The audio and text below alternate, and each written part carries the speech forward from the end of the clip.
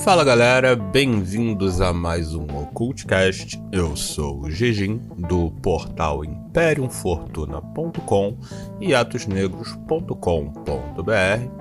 E essa semana de feriado, então ao invés de termos o nosso Occultcast na terça-feira, ficou para quarta-feira. Por quê? Primeiro porque estava um calor absurdo e infernal aqui no Rio de Janeiro, o que tornava totalmente impossível qualquer pessoa conseguir gravar um podcast tendo que desligar ar-condicionado e ventilador para que não houvesse barulho, né?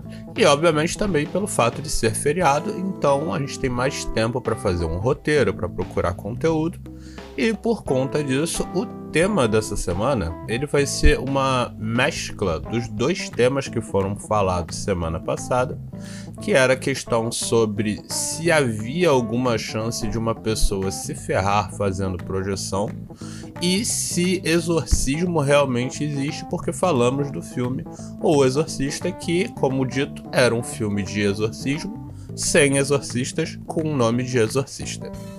Bom, o que é que uma coisa tem a ver com a outra? Por acaso uma pessoa ela pode fazer uma projeção astral e ter um sonho lúcido e por conta disso ela ser possuída por uma entidade e por conta disso precisar de um exorcismo? Eu acredito que se isso acontecesse, essa pessoa seria a pessoa mais azarada que eu conheço dentro do meio ocultista, e por si só ela já deveria parar de fazer esse tipo de coisa e se enfiar numa caverna ou coisas do tipo, porque seria muito azar. Imagina, você sai pra dormir e acorda com capeta no teu couro. Então, a grande questão é: existe mesmo o exorcismo?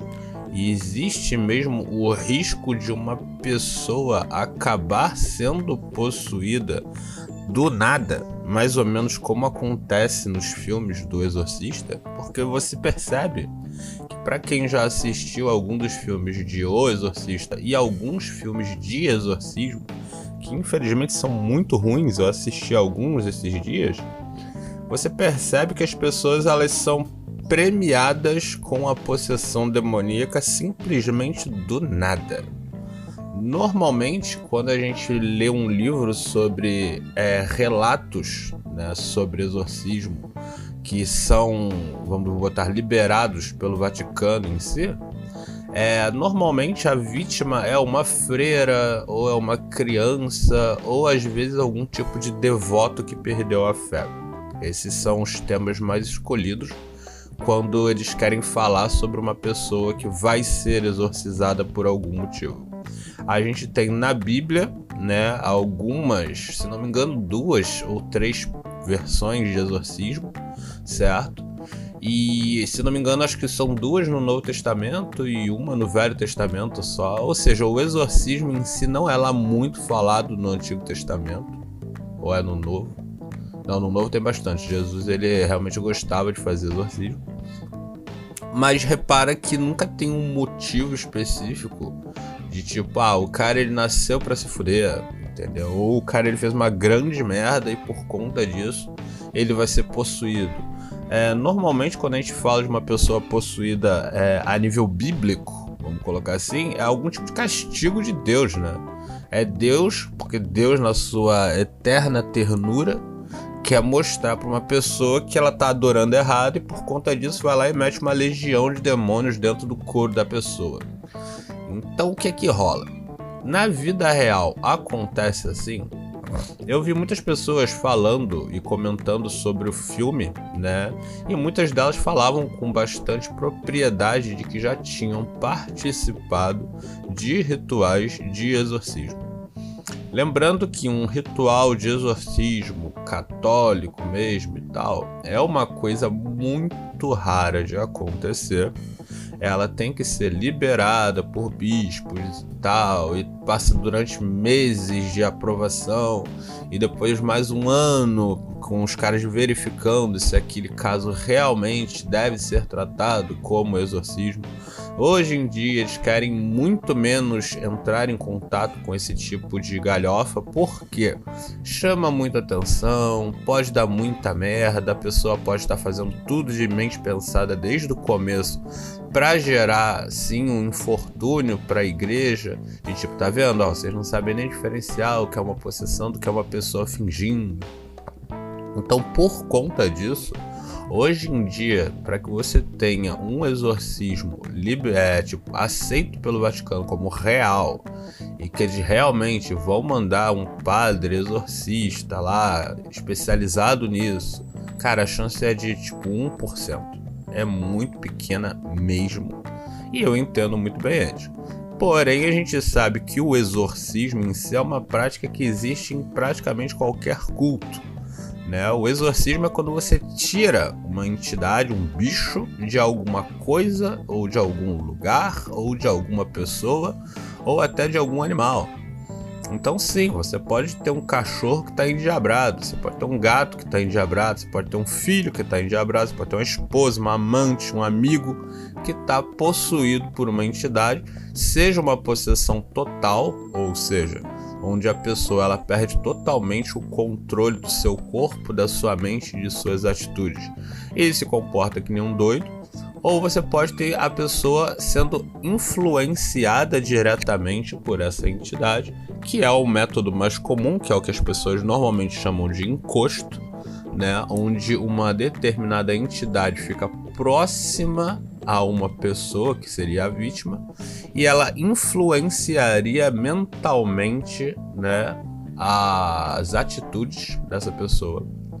Então, você percebe uma pessoa ficando mentalmente instável. Então, uma pessoa que era muito calma, ela começa a ficar meio desregulada, muito ansiosa. Aí nós temos alguns quadros de síndrome do pânico, a gente tem quadros de excesso de raiva. E, obviamente, hoje em dia, nego enfia um monte de remédio na bunda da pessoa, porque hoje em dia a gente tem comprimido para tudo. Então, se por acaso ela fica com muita raiva, eles dão remédio para raiva. Se ela fica muito triste, eles dão remédio para tristeza. Se ela fica muito empolgada e muito feliz, porque também é um caso que acontece, eles dão remédio para a pessoa ficar mais tranquila em casa. Então, até chegar num ponto de concluir que a pessoa pode estar sendo influenciada espiritualmente ou energeticamente, já rolou muita água. Às vezes passam mais de 10 anos com a pessoa se tratando e um belo dia encontrando a paz em algum tipo de religião, que um cara olha e fala: maninho, olha só, tem um bicho atrás de você, tu não percebeu não?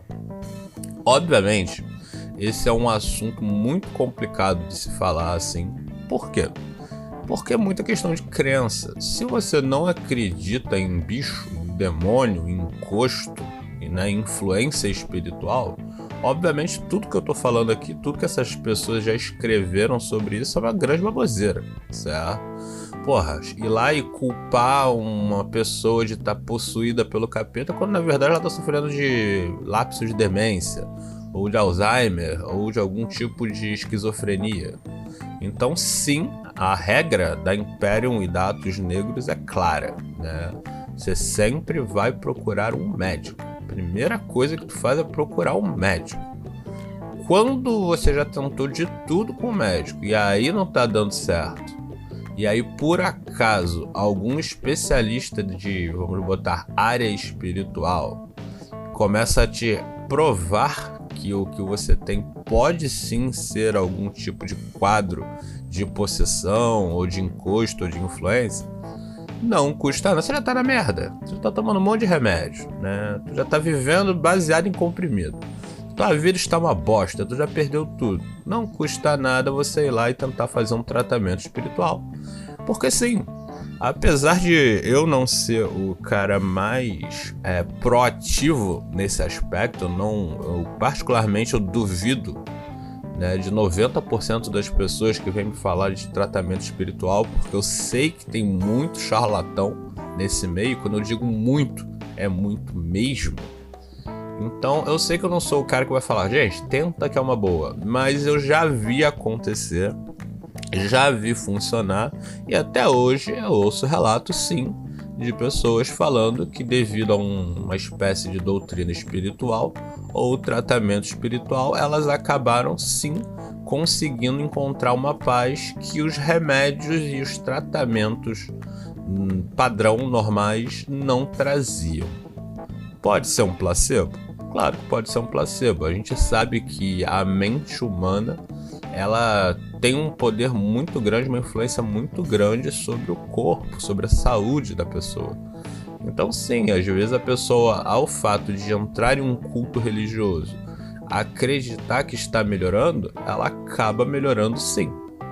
Mas, como eu disse, isso é uma coisa para maiores de idade, para pessoas que estão em sua consciência mental em dia, certo? Porque algumas pessoas acabam lidando com isso quando já deu tudo errado e a pessoa já está totalmente desequilibrada e ela já não tem mais controle o suficiente para lidar com os seus próprios problemas. E aí ela acaba abraçando alguma religião com algum charlatão que simplesmente diz, me dá tudo que você tem, que eu vou curar você. Então, o exorcismo, ele entra nesse aspecto? Ele entra. Mas o grande problema do exorcismo, principalmente quando a gente fala em meios populares, né, em cultos mais populares, é que ao contrário de um culto católico, que um padre exorcista ele sabe que aquilo pode demorar 10 anos, 15 anos.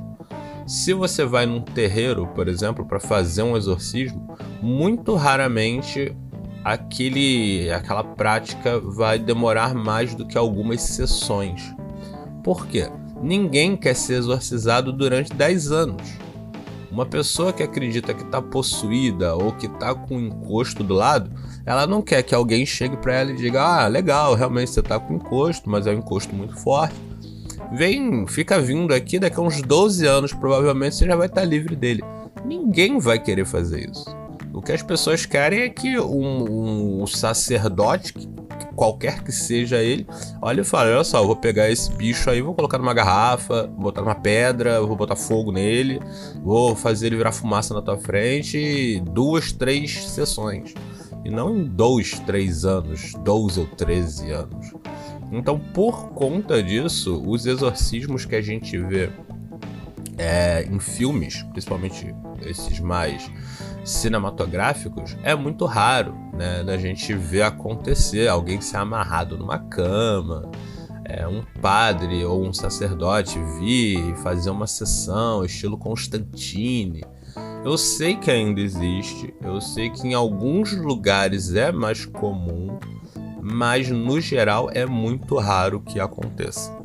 Os exorcismos normalmente são medidas doutrinares que as pessoas recebem, ou seja, você vai num determinado templo, eles fazem com que você tenha algum tipo de consulta com alguma entidade espiritual que é responsável por aquele culto. Ela vai te dar algumas missões de doutrina que você tem que seguir para que então você melhore a sua vida e acabe afastando aquela entidade de você. Você vai sofrer alguns banhos, algumas limpezas, coisas do tipo. Ninguém vai vomitar verde, ninguém vai flutuar, ninguém vai falar alemão do nada. Então, um exorcismo em si, ele é bem mais capenga do que a gente normalmente vê nos filmes. O que é chato, mas temos que admitir que é melhor assim do que uma pessoa morrer durante um exorcismo quebrando o próprio pescoço, como aconteceu no último filme do Exorcista.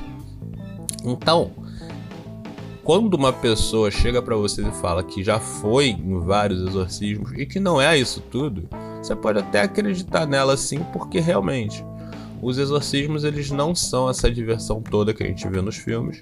São rituais basicamente de banimento e de limpeza, onde são utilizadas as principais ferramentas de banimento e de limpeza. E o intuito é simplesmente afastar ou destruir uma entidade que está encostada em uma pessoa. Seja essa entidade possuindo a consciência da pessoa às vezes ou não.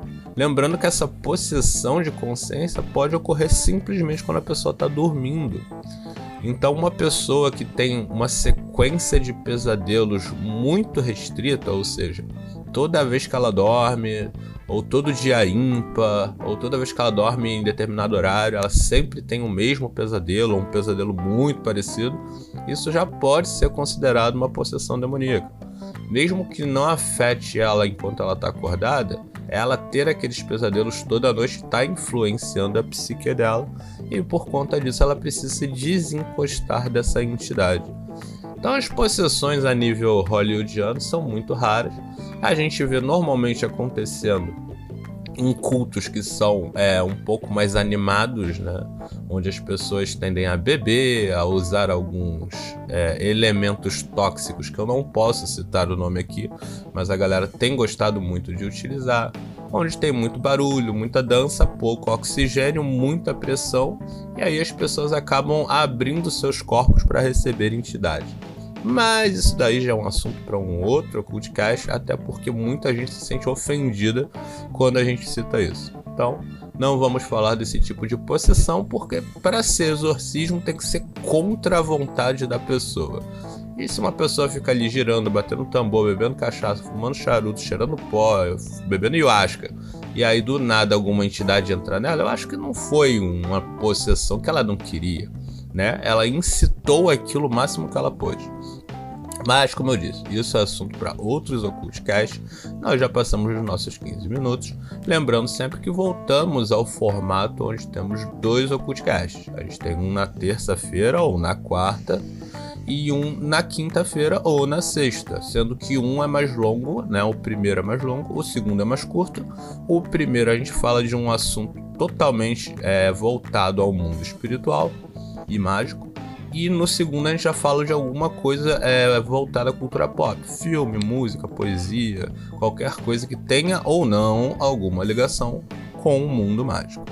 Lembrando sempre que nós estamos na imperiumfortuna.com e na atosnegros.com.br, que é a nossa rede social mais antissocial do mundo, onde a gente pode falar qualquer coisa sobre ocultismo, sem lacração e sem um bando de babaca enchendo o saco falando que a gente não pode falar daquilo nem postar aquelas fotos. E se você gosta muito do nosso conteúdo, não esquece que a gente tem o nosso Apoia-se, gente.